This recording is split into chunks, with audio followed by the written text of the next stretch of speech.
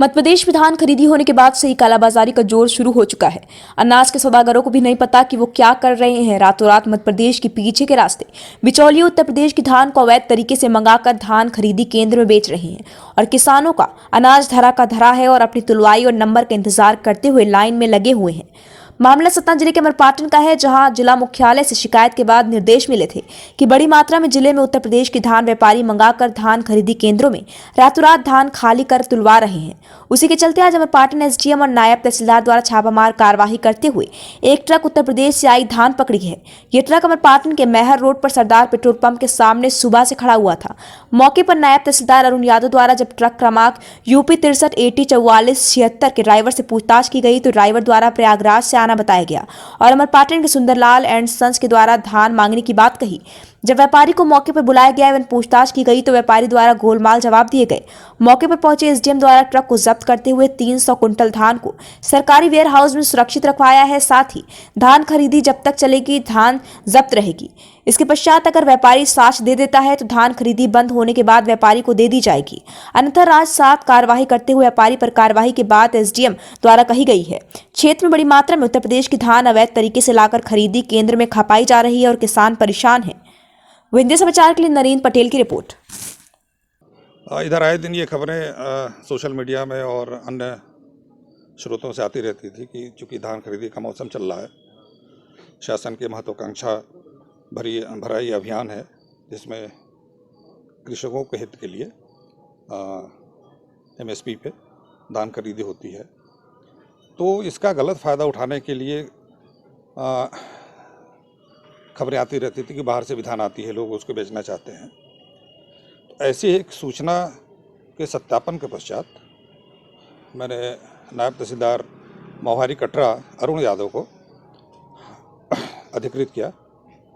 तो इन्होंने यहीं अमरपाटन में ही एक सरदार पेट्रोल पंप है, वहीं एक ट्रक खड़ा था यूपी 63 AT 4476।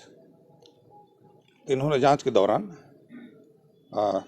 पूरी ट्रक को धान से भरा पाया और ड्राइवर से पूछने पर ड्राइवर ने बताया कि अमरपाटन के किसी सुंदरलाल नारायण दास फर्म द्वारा इसे मंगाया गया है।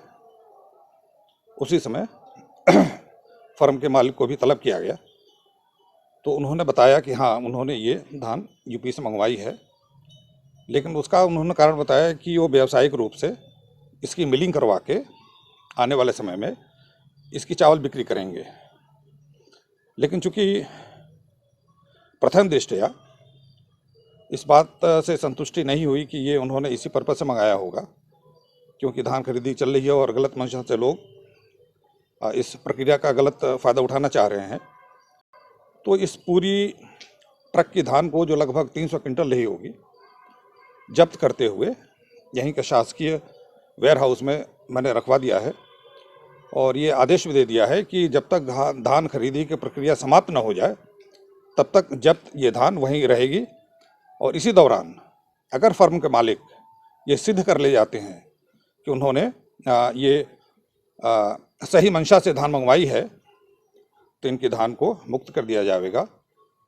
परंतु उनका उत्तर या उनके अभिलेख समाधान कारक अगर न मिले तो धान को राजसात करते हुए फिर उनके विरुद्ध भी दंडनीय कार्रवाई की जाएगी। सर, वजह क्या है कि यूपी से लगातार धान एमपी पे आ जा रही है और बड़ी मात्रा में बिक्री हो रही है?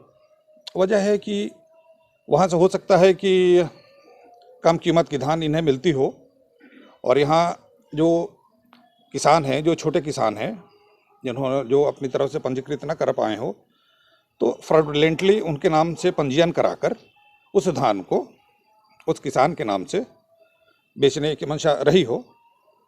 बहरहाल ये तो जांच का विषय है कि इसका इन्हें इसका क्या करना था, लेकिन प्रथम दृष्टया गलत मंशा समझते हुए धान खरीदी के समाप्त होने तक ये धान जब्त रहेगी और इसी दौरान अगर कोई समाधान कारक अभिलेख या उचित ये अगर साबित नहीं कर पाए तो इस धान को राजसात करते हुए संबंधित फर्म मालिक के विरुद्ध दंड कार्रवाई की जाएगी। सर, एक धान का ट्रक जब्त किया है आपने, आपकी टीम ने, क्या मामला? हाँ, आज मैंने एक धान से लदे ट्रक को जब्त किया है एसडीएम सर का निर्देश था कि जो धान ट्रकों के माध्यम से आ रही है उसको जांच करना है, देखना है।